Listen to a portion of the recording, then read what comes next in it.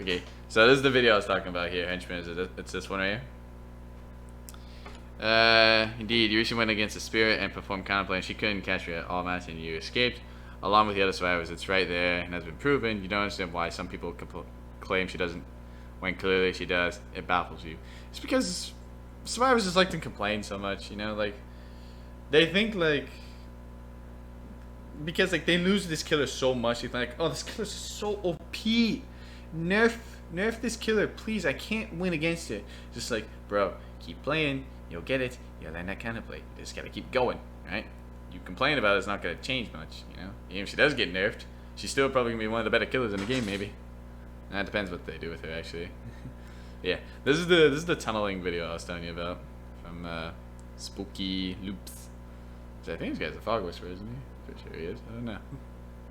Anyway, yeah, we're gonna watch this video and I'll show you all what I mean. What is up, everyone? It's Spookyloopz, and I hope you're having a fantastic day so far. I was recently looking over some analytics from my YouTube channel, and I noticed something interesting. My videos that perform the best of this platform all have one thing in common. So for today's video, I figured we would keep that train a-chugging and discuss... By the way, this video, this demo one, I've seen this one. That's kind of hilarious, actually. This guy did nothing wrong. He just did the game normally. They still complained about him. That was just hilarious. All have one thing in common. So for today's video, I figured we would keep that train a-chugging and discuss a topic that to this day is still widely debated in Dead by Daylight. Tunneling. Before we get into the video, I just wanted to share my thanks and appreciation to everyone that has supported the channel so far. We just reached 30,000 subscribers to the channel tremendously, and did I mention that it's free? All right. Congrats, Spooks. Congrats, Spooky. What is tunneling? Well, technically the word tunneling is defined as to dig or force a passage underground or through something. That definition doesn't really apply to Dead by Daylight, so how exactly was this term coined? Tunneling in DBD is in reference to the metaphor tunnel vision, which means unable to see things that are not straight in front of you. Here's an example. You down and hook a survivor. A few moments later, that hook survivor is rescued. You witness the hook saving, and now you're met with a decision. Do you pursue the survivor that performed the rescue, or do you go for the injured survivor that just came off the hook? If you chose to go for the second option, then my friend, that is often viewed as tunneling. This leads me to my... I'll say this, actually. There's points where this happens to me. So I hit the person right there, right? I hit the person that unhooked, right? And then that person is just still near me. So I down that person again, maybe, but I don't pick them up, you know? So I just keep them down and just, like, make pressure. Someone's gonna come by and pick her up, you know? Or if she has unbreakable, there's that too. But, you know, that's one thing you can do with that, you know? Just so you don't have to, you know, pick them up and eat that decisive strike if they have it. Is tunneling a bad thing? No. It depends on who you ask. There are two sides to every coin, and the Dead by Daylight depends how you look at is it, no actually. different. It depends how it is. On one side, tunneling is considered a viable strategy, as the killer is able to capitalize on survivors being in a disadvantage. Then you have the other side, where tunneling is considered toxic or a shitty means of play. Well, obviously this matter wasn't confined to just a small pool of players, because Dead by Daylight introduced disable that two decisive perks strike, to is that combat referring to? those perks being decisive strike and borrowed time. When coming off of a hook, it's no shocker that the survivor is in a pretty big disadvantage. You have the unhook animation, the temporary idle state when first being rescued, and then ultimately you're still injured. The killer decides to tunnel you off the hook and pick you back up. Decisive strike stuns the killer for 5 seconds, allowing you to escape their grasp. I saw this on the forums actually earlier today. I was watching Mr. Gibbs, right? He was on the forums, right? And a guy in the forum said decisive strike should not have the skill check. I'm like, bruh, what are you thinking up here? That is not good. That's not good. 5 seconds. 5 seconds. That's 5 seconds. 5 seconds stun. Run off. Like, you just run away. That's all you get. Just run off. Granted, you hit the skill check, of course. And borrowed time instantly grants the rescued survivor the endurance status effect for 12 seconds, allowing them to take a hit and gives them safe passage to a better location. And a sprint burst. Now, both of these perks have had some changes over time. Some for better or some for worse. Again, it depends on who you ask. The point being is there are strong perks available for the survivors to use to assist in tunnel. No, it's So nice strong, of in it. fact, that borrowed time was the second most used survivor perk Yeah, in it was. 2017. No, and it's nice of it. You 2021. call it According to disabling Dead by because when Daylight's they are on the statistics. ground, they can't do anything So but perks lay like there, decisive strike and borrowed effectively time disabling their remain so ability to do readily anything available and are commonly substantially. used. Yeah. Why is tunneling still so frowned upon? This answer is quite simple, actually. Tunneling is frowned upon because it's just not fun. When a survivor spends more time hanging on a hook than they do playing the game, this tends to create a frustrating experience. Here's what we have to ask ourselves. Whenever two opposing forces enter a game of DBD with conflicting objectives, is it really the other side's responsibility to care how much fun the other is having? I know this may be hard to swallow for some, so be prepared. But the reality of the situation is no. Don't get me wrong, the killer is more powerful than the survivors. Everyone knows that. Aside from the very tippy-top peak of DBD, the killer usually dictates the flow of the match. You know, to say that too, actually, where it doesn't matter if the other side is having fun. You can look at other games, other multiplayer games like that too. Like, let's say you're on Overwatch, right? You're versus a very, very strong team and competitive, right? They're just killing you instantly. Your team's can't do anything. Like, you're just getting trapped in spawn. You all just die so easily. Like, you just can't do anything, you know? You can't do anything. You can't kill anyone. They're just pushing the point. All that, you know? And it's just like, well, they don't care if you're not having fun because it's the game, you know? We gotta win these objectives, you know? Same thing goes with survivors, you know? Survivor needs their objectives, but the killer's gonna try and get you at all he can do. With whatever he can do, you know? So it don't matter if the killer thinks you're having fun, you know? But it don't matter if the survivors think the killer's having fun. Like some survivors that are super toxic think like, oh, that was super fun. Did the killer have fun? No. Let's say if the killer's being toxic, you know? Did the survivors have fun? No. But does that matter? No, it doesn't matter, you know? It doesn't matter. It's basically been in the online video game stuff since the start, technically. And that's because, well, they're supposed to. That's the game, right?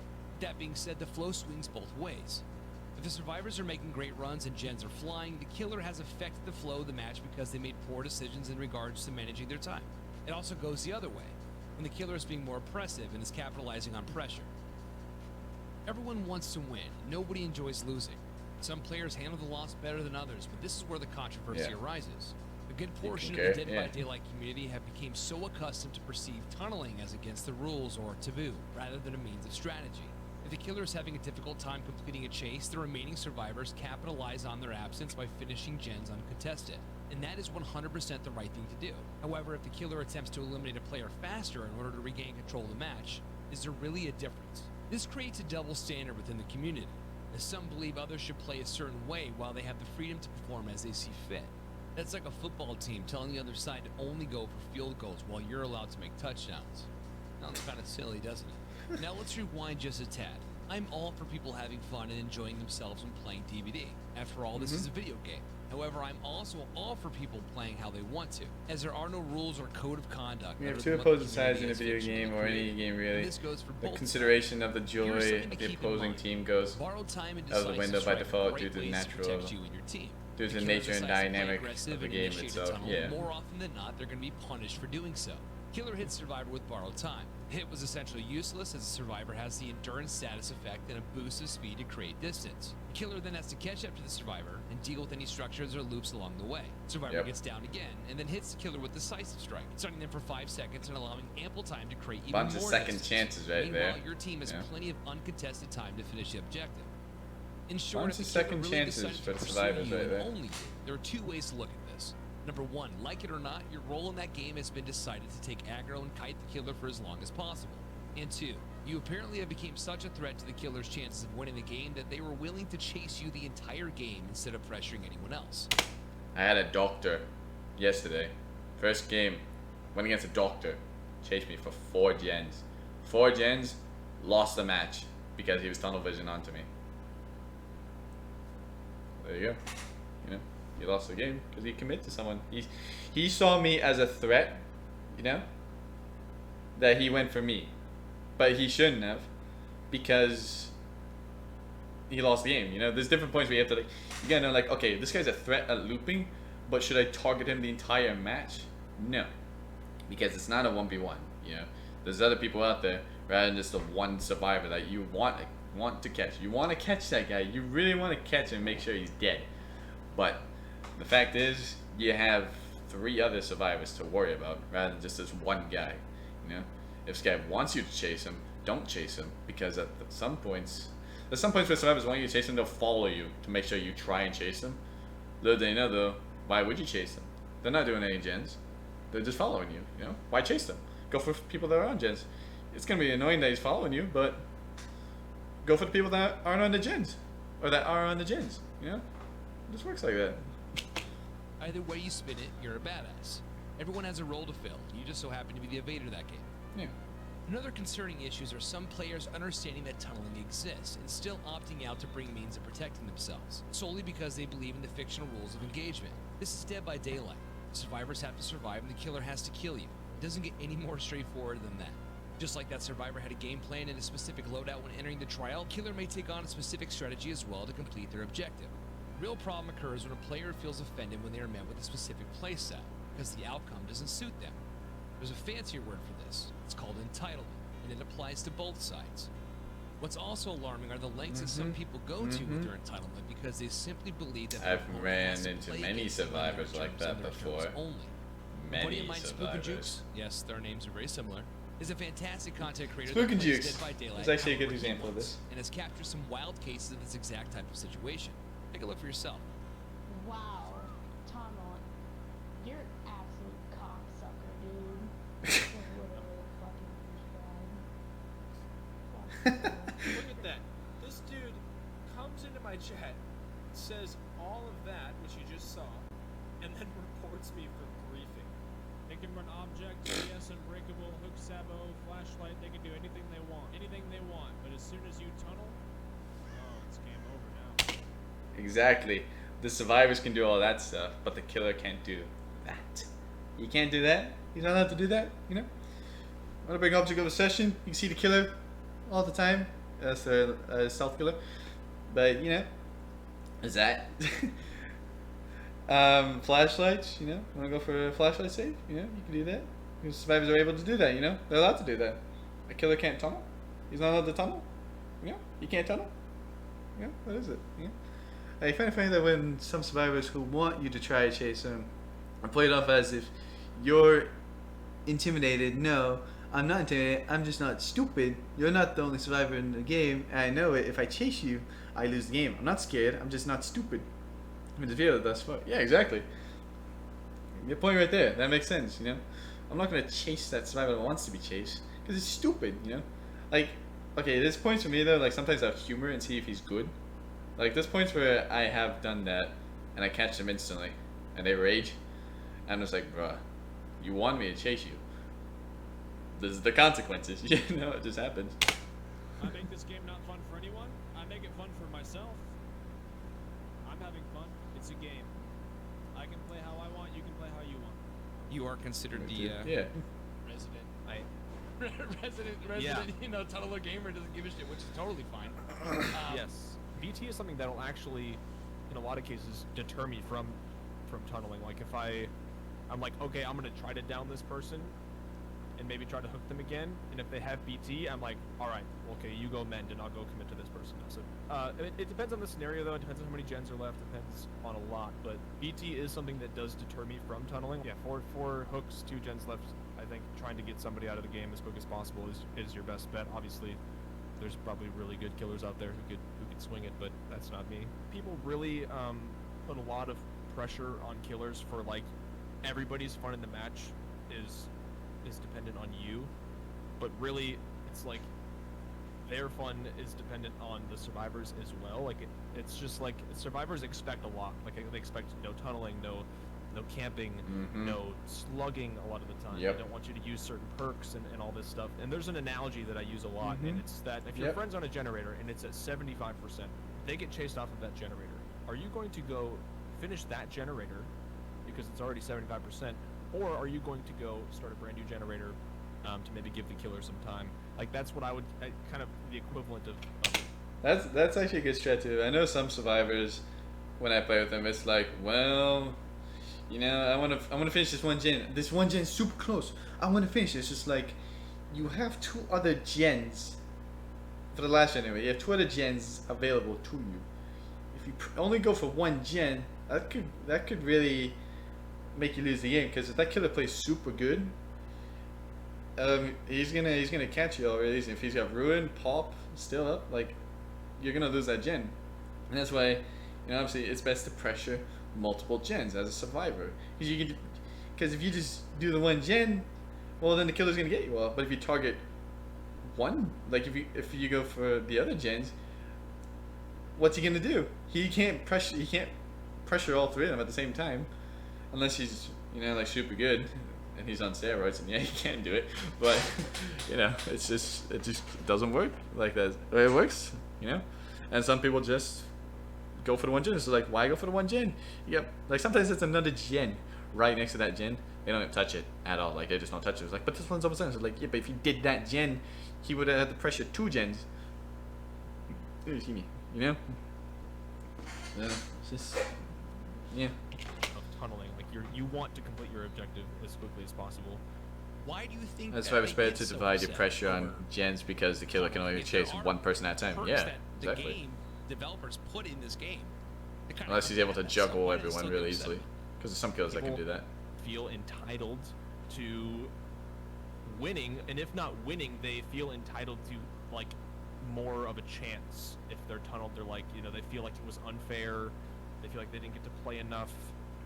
They felt like you personally reached into their life and took their fun away. Like, they were trying to do something, and you prevented them from doing that. You as a person, it's like it just creates this personal vendetta of like, they forget that there's somebody on the other side that's also trying to win.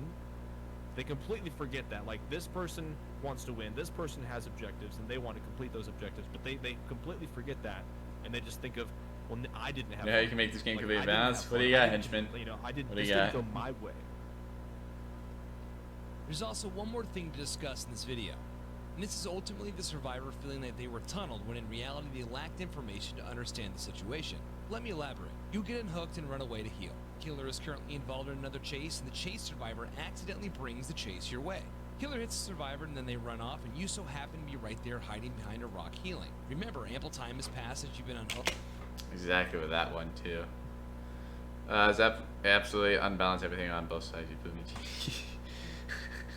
Yeah, that's one way, I guess. But yeah, I've seen people, and know some people, that have been in this scenario before, and some, like, the people I know that have done this, obviously they've moved on from this a bit. They're not as like this as they used to be, but yeah, like, ample time has passed, you're off the hook, and the survivor being chased actually doesn't know you're there, and he brings the killer towards you, right? The killer downs you because you're injured and you're out of position. He's like, oh my god, he tunneled me. So like, bro, ample amount of time has passed. It's not my fault that I ran into you again. I'm chasing 1 survivor, and we accidentally ran into you again. So I'm gonna take advantage of that, knock you down, and just maybe keep pressure up. Maybe I won't hook you, or maybe I will hook you if the ample amount of time has been gone, or that your decisive ain't there. But, or if you've done like any other kind of objective or whatnot. But, it's not the killer's fault that he found you. It's not his fault, and it's not the survivor's fault either. Like, obviously that survivor that the killer's chasing, he doesn't know. They don't know you're there. They don't know you're there. And neither does the killer, unless he has nurses calling, obviously. And if you're healing, or you have like any other aura reading perk. Yeah, like they don't know you're there. If we're talking by default, they're not gonna know you're there. Neither is the survivor. Like, it's just how it is. Like, it's not really tunneling if they accidentally come across you again. Yeah, some people will say like, oh no, he just tunneled me, but like, no, he didn't intend to do it though. He didn't intend to do it. He just came across you again accidentally. I found it happen many times. Like, someone's I've unhooked a person I hooked gets unhooked, and they've been off the hook for a bit, right? Like maybe like 30 seconds after they got unhooked or something, And I'm chasing one guy. We find that person again. I down them, but sometimes I won't pick them up. Sometimes I will, if I'm in a bad scenario, but most times I won't pick them up, And some to say like, why you tunnel me? I was just like, I'm not intending to tunnel you. I'm not intending to. I just randomly came across you while chasing another person. It just happens. It's shitty to admit it's happened to me a lot, but they didn't tunnel. Yeah, exactly. They didn't tunnel. They don't tunnel. Hook, but the They killer don't knows it tend to. down you as you are the weakest link in that moment. Is that considered tunneling? No. Or do you feel that the killer should No. hook someone else before engaging you? I would love to hear you. That opinion right there, the killer should hook someone else before hooking you again. That is stupid. I hate hearing that sometimes. Like, guys, that is the stupidest thing I think I've ever heard. Like, that's one of the more stupider things I've heard in this game. Is like, the killer needs to hook someone else before they hook me again. Huh? That's stupid. That's very stupid. That's just stupid. Hear your opinion down in the comments.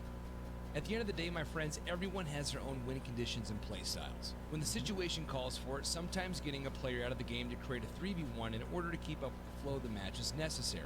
Like I've mentioned in previous videos, Dead by Daylight is a video game. Play how you want, enjoy what you paid for, and if certain strategies get on your nerves, there are perks to help you prepare for it. Hopefully this video brought some light to this topic and was educational to some. In case you didn't know, I stream full-time on Twitch with a brand new schedule. I stream every Saturday through Tuesday, starting at 6 o'clock Pacific Standard Time. You can catch me at twitch.tv/Spookyloopz. Big shout out to all you lovely people for the support as of lately, and I'll catch you on the next one. Yeah. Well, there you go. There you go. There's that video, you know? It is so silly. Time is vital for killers. Indeed, time is very vital for killers. If you don't have that time, you're gonna lose it. You know? It's just how it is.